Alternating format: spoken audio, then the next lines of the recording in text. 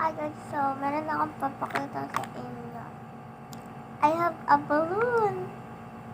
A normal balloon. May na-squeeze it. Ito, tanggal ko yung filter para makita ninyo. Ayan na.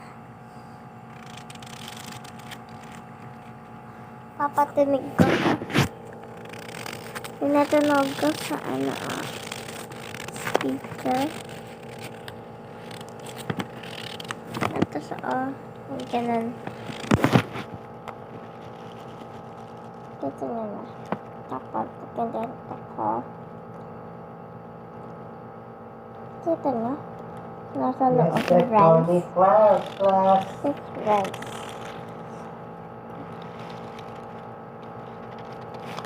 That I made this so happy. So, yun lang guys. Bye!